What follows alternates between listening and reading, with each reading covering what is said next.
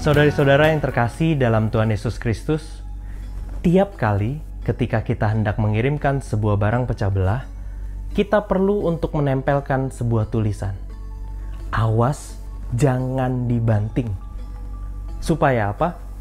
Supaya ketika barang itu diserahkan kepada pihak yang lain, maka orang lain itu bisa tahu bahwa isinya adalah barang yang mudah pecah. Sehingga ketika diantarkan, orang yang mengantarkannya bisa sangat berhati-hati supaya barangnya tetap utuh, tidak rusak, aman sampai di tujuan. Saudara-saudara, bukankah momen Natal seringkali menjadi momen yang kita perlakukan seperti itu?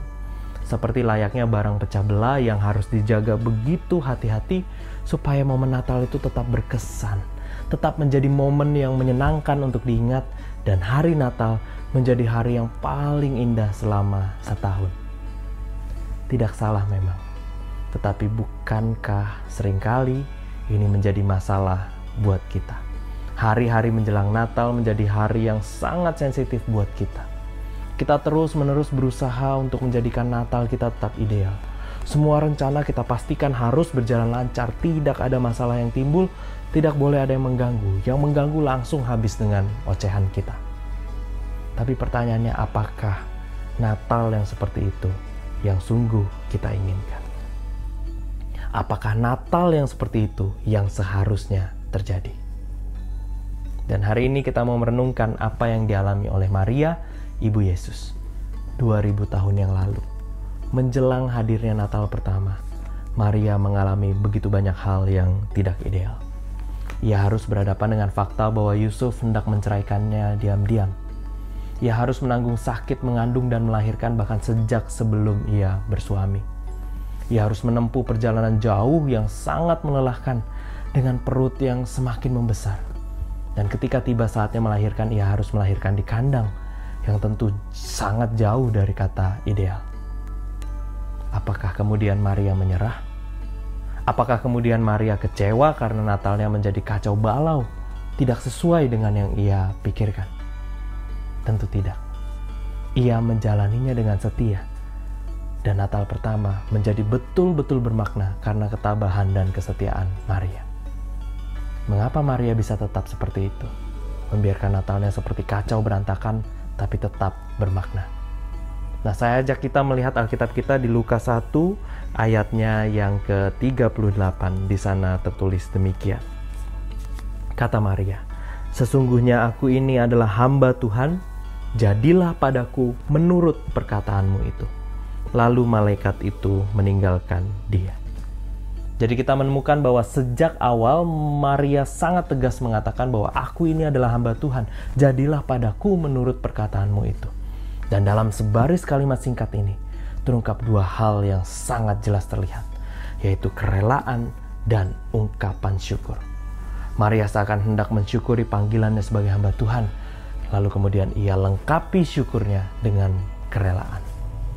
Kerelaan dan syukur membuat Maria tetap mampu berjuang, bertahan melalui begitu banyak hal yang tampaknya tidak ideal, tapi tetap dapat menjadi saluran rahmat bagi begitu banyak orang.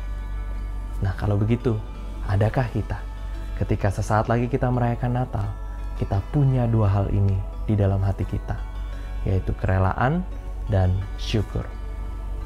Kalau ketika kita merayakan Natal, kita menjumpai banyak kemudahan di sana-sini, kita bersyukur.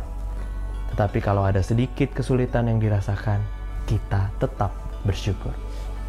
Ketika kita melalui Natal, kita melaluinya dengan langkah yang ringan, kita bersyukur. Tetapi kalau ada sedikit beban yang masih kita harus tanggung, kita pun bersyukur. Kalau kita punya kesempatan melayani dalam ibadah maupun perayaan-perayaan Natal yang ada, lalu kita memperoleh pujian, kita bersyukur. Kita kembalikan semua kemuliaan bagi Tuhan. Tetapi jika ada celaan yang kita terima, kita pun bersyukur karena kebaikan Tuhan yang telah memanggil kita untuk dapat tetap melayani Tuhan. Dengan demikian, kita tidak takut lagi dengan segala sesuatu yang dapat merusak momen Natal kita. Natal kita tidak lagi menjadi sebuah barang yang pecah belah. Natal kita bisa tetap bermakna apapun yang terjadi. Karena kita tahu Kristus tetap datang tetap hadir menghampiri setiap kita, membawa damai yang tidak terguncangkan, tidak berubah, dan terus menetap di hati dan kehidupan kita. Karena itu, selamat menyambut Natal. Milikilah kerelaan dan syukur, lalu jadikan setiap Natal kita tetap bermakna. Tuhan beserta kita sekalian. Amin.